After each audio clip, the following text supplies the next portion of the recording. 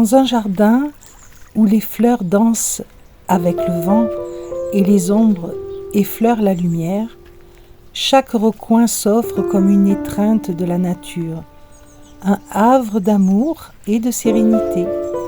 En jouant des harmonies de la taille, des plantations et de petites constructions, l'artisan du jardin tisse un véritable paradis.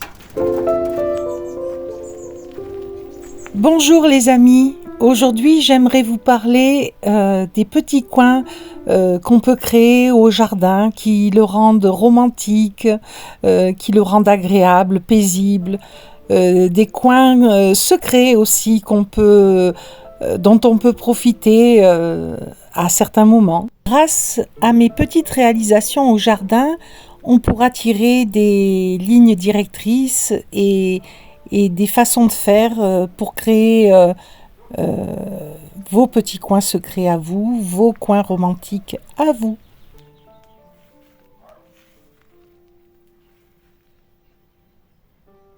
Mon jardin, comme beaucoup, contient diverses zones, des zones davantage paisibles, des zones qui se prêtent à la rêverie, des coins plus sportifs où on peut jouer au ping-pong, aux boules.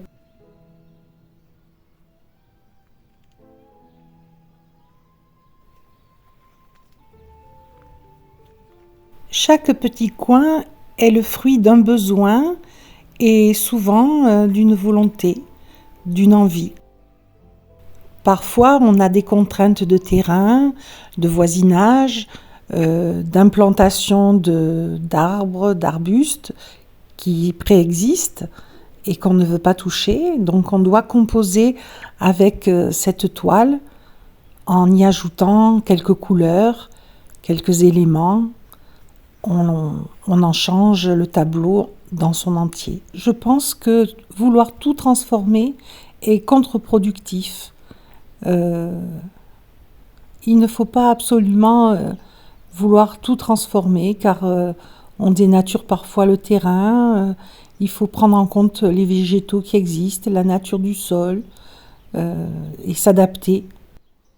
Ici, du côté court, j'ai créé un petit coin qui a une touche de romantisme, c'est l'entrée. Ce jasmin qui la surplombe et qui enivre au moins 10 mètres à la ronde est comme une constellation de petites fleurs qui ressemblent à des étoiles. Elle coexiste avec le pin centenaire tout près, bienveillant sur la maison et ceux d'à côté. Les entrelacs du fer forgé de la porte rappellent un temps qui n'est plus, que seuls les pins peut-être ont vu. Nous passons côté terrasse, sous la tonnelle. Ici se trouve un autre coin que je trouve très romantique, c'est cette arche. Cette arche faite de jasmin là encore et de glycine. Je trouve l'arche, la voûte, par essence romantique. Tout ce qui n'est pas droit, rectiligne, symétrique est pour moi romantique. Le jasmin et la glycine sont supportés par des treillis de bois qui font environ 30 cm sur 2 mètres de long, que nous avons assemblés de manière à créer ce support.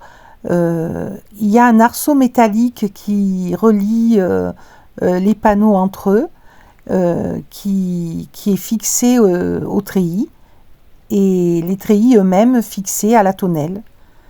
Ainsi, nous avons créé cette arche qui invite à la découverte de la suite. Ainsi, lorsque on se retourne sur l'arche, on voit où le jasmin est planté dans des petits bacs consolidés par des murets de pierre que j'ai fait. De l'autre côté, la glycine prend appui dans des bacs à peu près identiques.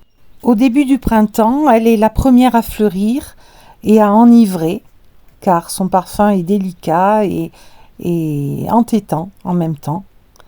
Ensuite, le jasmin prend le relais. J'aime beaucoup la juxtaposition des feuilles du feuillage du jasmin plus foncé et du feuillage de la glycine vert clair. Ils ont pour particularité les deux d'être denses, de fournir une épaisse toison à la voûte, ce qui renforce sa cohérence, son ensemble, tout en marquant un contraste entre un côté et l'autre. Ce qu'on peut retenir de ces éléments, c'est que l'arrondi, la densité du feuillage donne un aspect romantique à la chose. De même que les pergolas, tout ce qui permet de supporter tout ça. Ici, on a une autre pergola qui est pour moi bien moins romantique, qui est plus pragmatique que romantique. D'ailleurs, vous le voyez, elle est un peu toute nue, toute droite, dressée, avec des lignes très horizontales ou verticales, pas de courbe ici. Alors bien sûr, vous me connaissez, j'ai quand même planté au pied des treillis deux glycines, une de chaque côté, là et là, mais pour l'instant, elles n'ont pas pris. Le coin est encore trop ombragé, je pense. Il leur faudra du temps. Et là, la juxtaposition des images de cette pergola toute nue et de l'autre, en comparaison, on se rend bien compte de la différence. Nous nous approchons de mon coin secret. Et c'est un coin que j'ai créé au tout début de notre installation dans notre maison, mais que j'ai amélioré dernièrement. Je vous montre les images. Les buissons de laurier thym que j'ai ici se prêtent particulièrement bien à la taille et ont une densité intéressante qui permet de faire comme un écran végétal, un mur végétal. Et derrière cet écran, que je taille régulièrement, là d'ailleurs j'ai sorti mon sécateur, je vais rectifier mon mur. Derrière cet écran se cache mon coin secret. Donc je prends du recul. Voilà. Là on voit ce mur, il fait au moins 3 mètres de là à l'arbre. Au moins 3 mètres. Et il est prolongé ici par les sauges. Donc là je suis en plein travaux. Déjà tel qu'il est, il est très agréable. Donc ici, pour vous situer, ici il y a le bassin. L'entrée, l'arrivée par la terrasse. Voilà, donc voilà, on était là. Et en pivotant complètement, on arrive dans la zone de travaux. Donc vous voyez, je me suis procuré des pas que je vais placer. Ici, j'ai les bégonias que j'avais sur la terrasse, qu'on a enlevé, qu'on a mis en pot ici. Donc je vais voir comment je vais les arranger.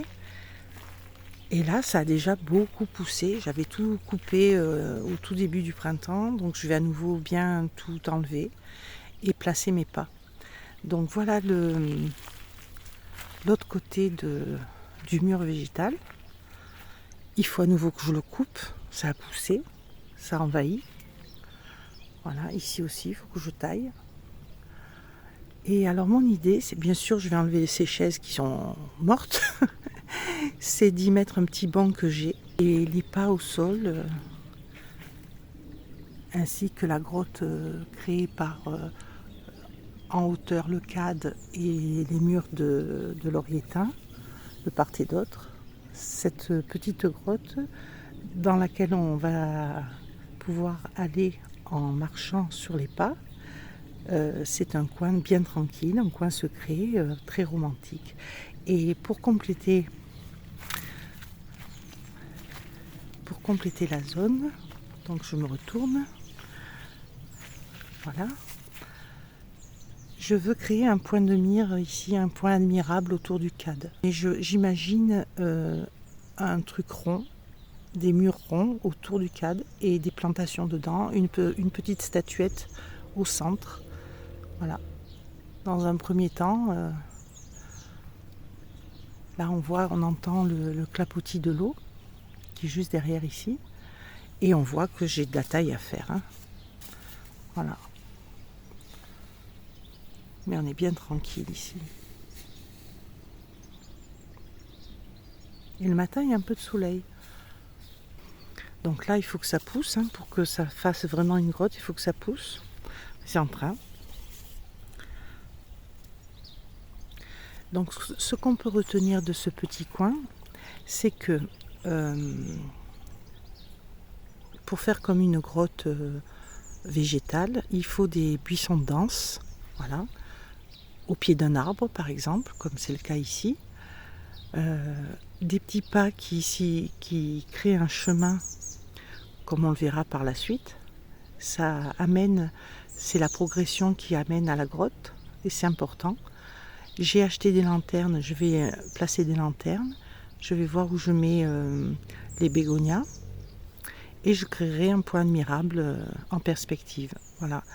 Et l'avantage aussi, c'est de se mettre en position dominante, comme ici, où on a une belle vue sur une vue dégagée, on va dire. Belle vue, c'est beaucoup dire, mais une vue dégagée sur qui offre un horizon, voilà, pas complètement fermé. Une alcôve ouverte quand même sur le monde.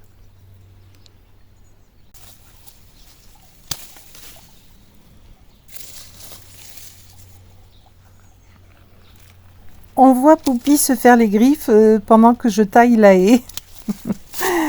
Elle n'en manque pas une. Et pour changer, je coupe, je taille, je coiffe les arbres et les arbustes.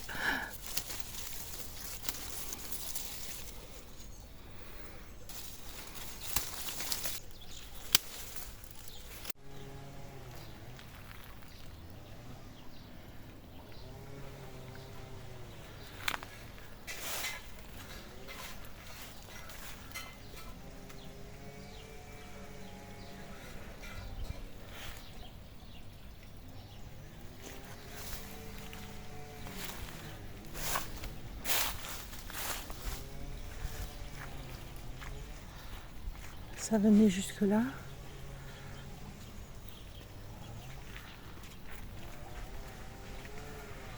Voilà, ça fait un mur dense, mais plus en retrait. Et c'est ce que je voulais parce que là, les fleurs qui étaient là allaient chercher la lumière, elles étaient étouffées. Donc là, maintenant, elles vont pouvoir repartir. Donc ici, c'est pareil. Je vais tailler le buisson.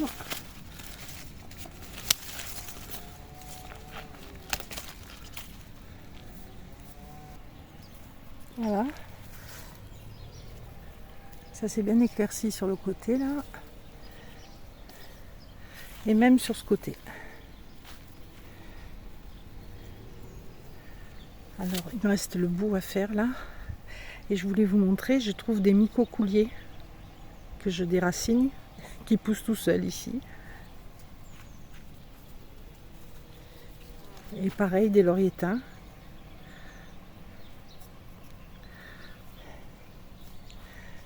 Donc ici il y a encore un micocoulier, un gros. Je vais essayer de le déraciner parce que je veux pas qu'il pousse là.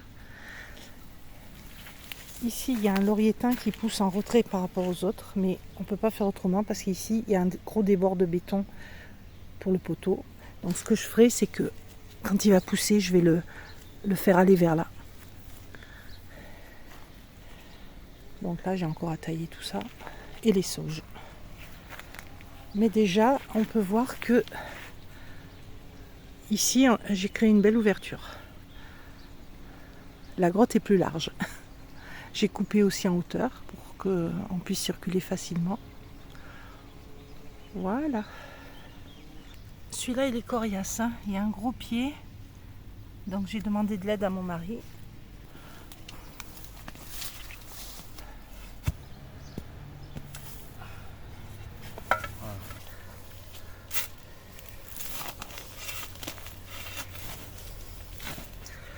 Celui-là je peux le mettre ailleurs. Il y a des racines. Oh oui. Voilà, j'ai gagné de la largeur. Hein.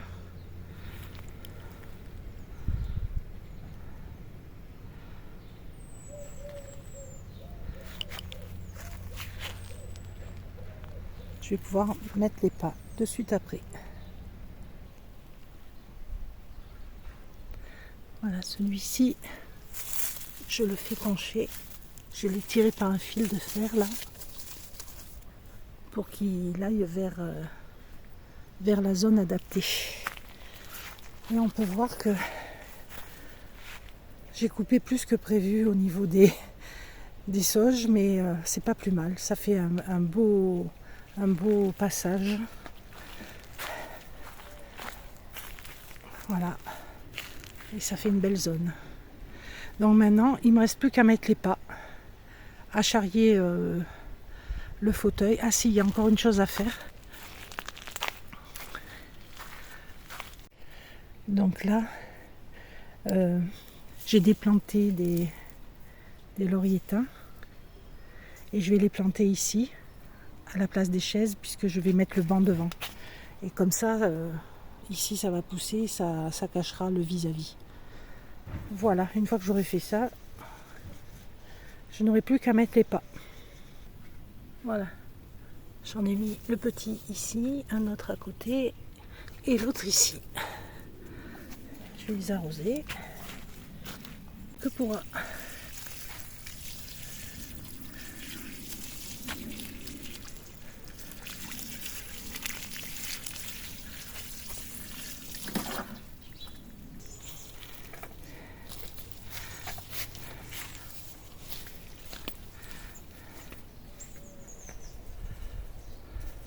Voilà, on voit que l'espace est bien élargi. J'ai positionné les pas que j'ai achetés chez Bricomarché, environ 5 € pièce. J'en ai pris que 5 parce que justement ça a un coût, mais sans doute il en aurait fallu 6. On va faire avec ça pour démarrer, puis s'il faut j'en rachèterai un. Donc là j'ai sorti mes outils, je vais creuser, et de manière à ce qu'il soit au niveau du sol, quoi. Là il dépasse, mais on voit déjà que ça fait joli ce petit chemin qui se dessine. Donc au boulot. Donc je dessine la forme.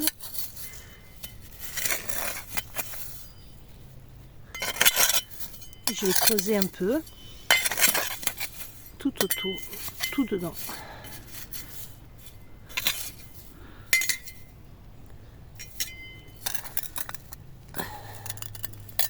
Ils sont lourds, hein. Voilà, on voit la forme ici. Donc il faut creuser.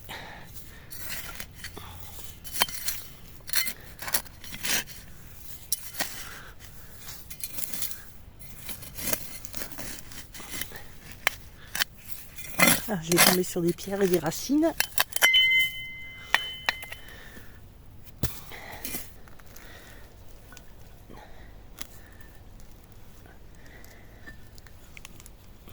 Je suis en train de recouvrir.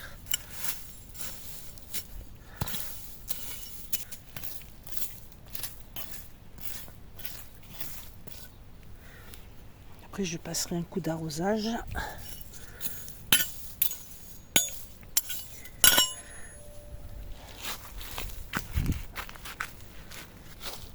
Voilà, bon, il ne me reste plus qu'à faire ça pour tout. On se retrouve. Voilà, c'est presque terminé. Je suis sur le dernier pavé et il s'est mis à pleuvoir. C'est en train de s'arrêter, je vais reprendre. Voilà, c'est en place.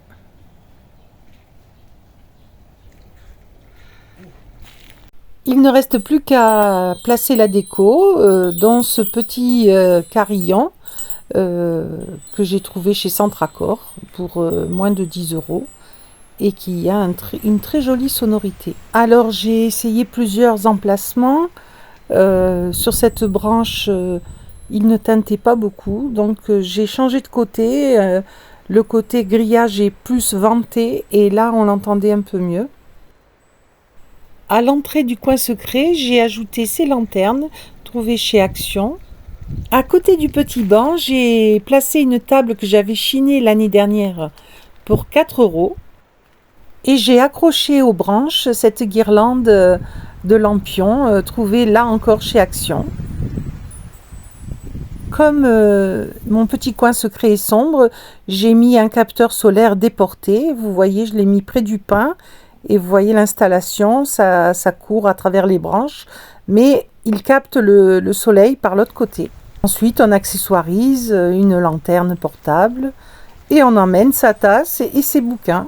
Et on est vraiment très très bien dans ce petit coin qui est même abrité du vent, abrité des regards et abrité du soleil l'été. Alors il n'est pas totalement terminé puisque le point de mire, là où il y a la statue, est en voie d'installation, mais déjà la statue est là et puis le reste viendra.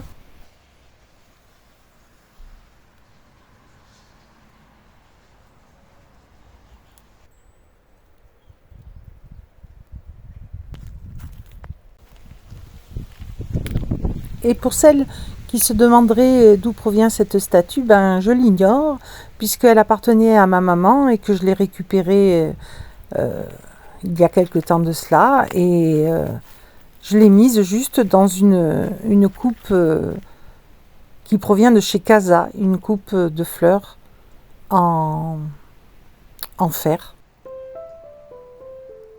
Voilà, aujourd'hui je vous ai emmené dans mon coin secret, un refuge de verdure où l'âme peut s'apaiser, où les murmures du vent dans les branches du vieux pin se mêlent à la douceur des lanternes solaires. Ce petit havre, c'est une invitation à ralentir, à rêver, à retrouver cette poésie simple que la nature nous offre.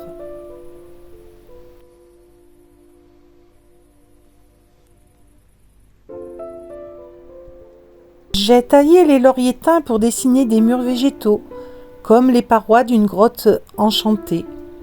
Chaque pas en pierre, posé avec soin, vous guide doucement vers ce refuge. À l'entrée, 2 lanternes solaires veillent comme des sentinelles lumineuses. Ce coin, c'est plus qu'un bout de jardin.